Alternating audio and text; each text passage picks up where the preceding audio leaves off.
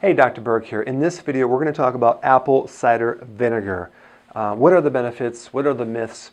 First of all, here's the myth that apple cider vinegar contains a lot of nutrients. It really does not. It doesn't have a lot of vitamin A. It doesn't have a lot of vitamin C. It doesn't have a lot of minerals. What it does have is something even more important. In fact, the real reason why apple cider vinegar works for so many conditions has to do with this one thing it has called acetic acid. That's an acid.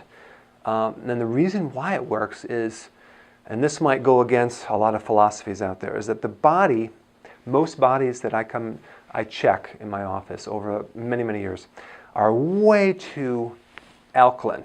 Now I know that goes against maybe what you've heard, that everyone's too acid, but that's not true. You really have to, when you talk about pH, you really have to understand that every part of your body has a different pH. So if someone says, oh yeah, you're too acid, well, what pH are you talking about? The urine? Are you talking about the saliva?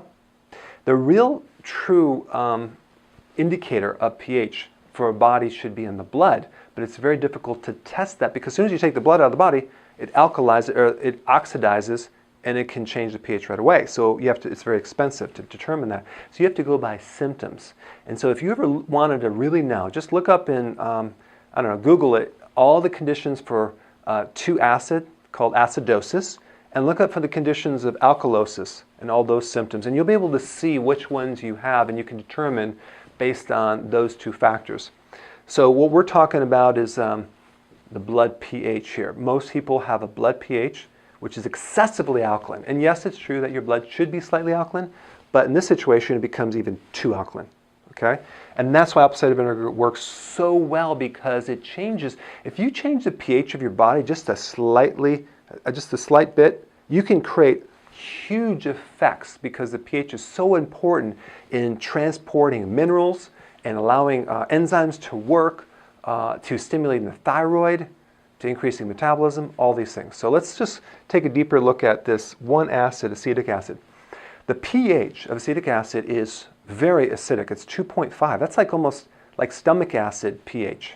It's way down there. So it's really good for the stomach. People take it for heartburn. And by the way, heartburn, acid reflux, indigestion, that is a condition where your stomach is too alkaline and the valve on top does not close.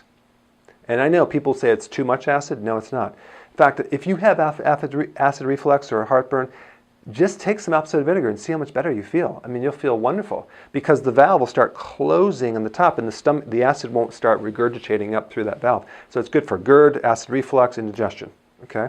And as you age, especially over the age of 50, 60, 70, your pH in your stomach starts going lower, it goes higher and higher and higher. So it becomes more and more alkaline.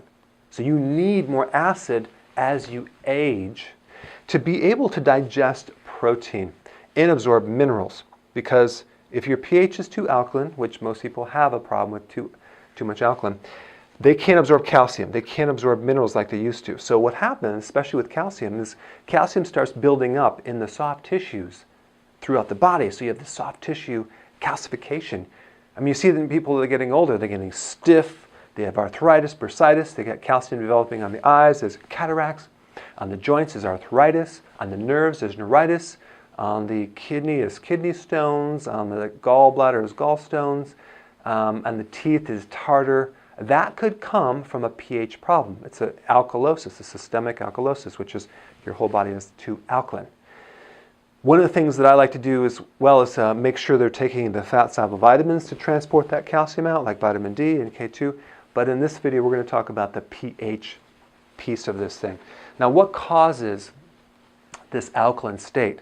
It has to do with this, in this book, it's called Sibylla Encyclopedia of Endocrinology, Volume 4, Frank Netter, MD. This is one of the main books that is used in medical schools, and it's a great physiology book to help you get some of the facts and how the body works. So right here, if you look on the page that talks about high cortisol, that's the stress hormone, high stress, high cortisol, causes alkalosis. It makes your body too alkaline. So unless you don't live on planet Earth, you might not have this problem, but most people I know live on planet Earth, they have a lot of stress, their bodies become too alkaline over time. The worst thing you could do is start drinking alkaline waters. Now, it's okay to drink water that's already alkaline, but don't try to alkalize it to an 8 or a 9 or because you're going to make your body worse. And then you won't be able to absorb calcium and things like that. So with adrenal, like stress and high cortisol, you become too alkaline and you lose this little thing called H+. So if you ever taken chemistry, you'll notice that H+ is an acid. So in other words, the adrenal causes you to lose acid through the urine and become too alkaline. So here's all the effects that stress can create. An alkaline body, which then blocks calcium. So you have all this calcium that plugs up everything, but it's unavailable to you, so you start getting the twitch on the left eye. You ever notice when people get stressed, they start twitching? Do you know why that is? Because it changes the pH, and the person can't absorb calcium. So then, this is a calcium deficiency. So you could take calcium, but if the pH isn't right, it won't work. The best thing to do if you have that twitch is to drink apple cider vinegar. Boom, drop the pH to make more acidic. The calcium gets mobilized and the twitch goes away. Cramping in the calf. Apple cider vinegar is the best thing to mobilize the calcium and get rid of cramping in your calves. Nerve pain, neuritis, especially like migrating pain with arthritis that maybe it'll move from this joint to this joint to this joint. Oh my gosh, give them a little apple cider vinegar, they are happy. So with stress, you become too alkaline, you lose acid, and you lose potassium. And the only reason I'm bringing up this potassium, which is a little extra thing, is that alkaline bodies tend to have a potassium loss. And then when you lose potassium, you actually make the person more alkaline. So they kind of work together. People say, well, drink apple cider vinegar to increase your potassium. That's not what's going to do it. Apple cider vinegar will help increase your potassium because you'll stop losing the potassium and you'll make the body more acidic and like it should be, and so that will help the potassium. And just think about, look at this. Potassium deficiency, high blood pressure, constipation, feeling of weakness, fatigue, irregular heartbeats. When you hear these claims about apple cider vinegar curing all these different things, high blood pressure, constipation, weakness, irregular heartbeats, it's because of the retention of the potassium, because the chain reaction that occurs after getting the pH in the correct level. People that drink a lot of protein drinks, or they eat too much protein, let's say they do the Atkins diet, or they're doing this high protein diet, what happens, there's the waste from that protein, it's called guanidine, it's a chemical. Very, very, very, very, very alkaline, okay? And so that can cause twitching, nerve pain, and a lot of arthritis, okay? Even when you do like the ketosis diet and you're doing more protein, you may feel stiff, you might feel more arthritic. Drink some apple cider vinegar. It flushes this thing out so nicely. So apple cider vinegar is the antidote to the residue of high protein, or too much protein for your liver and your body. So it's a really good cleanser. So this acid, apple cider vinegar, helps absorb minerals, helps mobilize calcium, helps you digest protein better without the waste. It helps the immune system, and that's the last thing I want to talk about. You've heard that people will take like vitamin C for a cold, right? Or for a virus infection. It's not the vitamin C necessarily that's creating the big effect, because most people aren't even taking vitamin C. They're taking a vitamin C lookalike, or a fake vitamin C called ascorbic acid, which is not really the true vitamin C complex, which again I'll have people disagree on this video. Because you can make synthetic vitamin C from ascorbic acid and cornstarch. Well, first of all, corn has no vitamin C. Cornstarch has no vitamin C. Ascorbic acid has no vitamin C. How can you take two things that don't have vitamin C, mix them together, and make ascorbic acid and think that's vitamin C? It's fake. The real benefit of vitamin C, or ascorbic acid, is the acid. You'd be much better taking the acetic acid to help your immune system. If you get a cold, if you have a fever, a viral infection, start taking the apple cider vinegar. It's really, really important. So these are the true benefits of apple cider vinegar, because it acidifies an alkaline body. So in the next section, I'm just going to show you a little concoction that I make and I drink on a regular basis. Okay, so let me show you how to make this. This is in my book, chapter 10. It's called the cranberry drink. It should be called the apple cider vinegar drink. Very simple, and you really should try this because it will help you lose weight. If you drank one of these before you ate 3 times a day, you would lose a lot more weight because it stimulates the thyroid and it acidifies the stomach.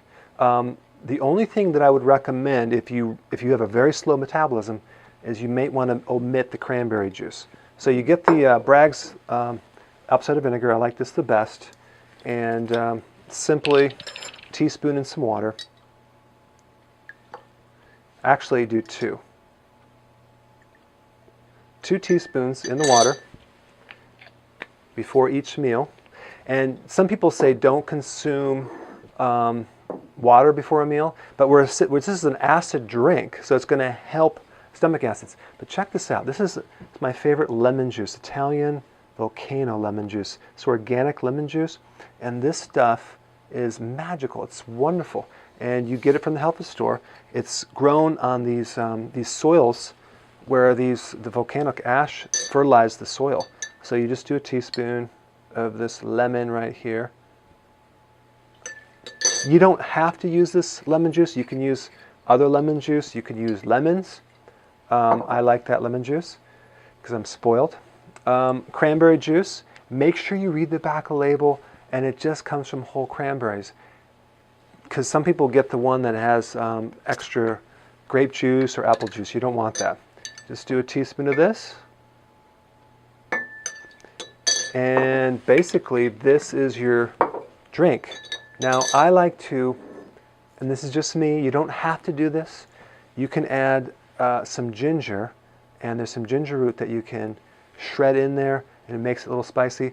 I basically have this ginger extract that you can get. It's a liquid form. It's like ginger juice. And you put a little ginger, it's real spicy. There's a lot of great properties. It's a very good tonic. Again, if you can't stand the taste, chances are you probably don't need it. Okay? If you really need it, you will crave it, and it makes you feel better. But I really want you to try this. Real simple. Drink this before you eat, and watch how much better you feel. Okay? So go ahead and do this, and give me some comments below. I'll see you in the next video.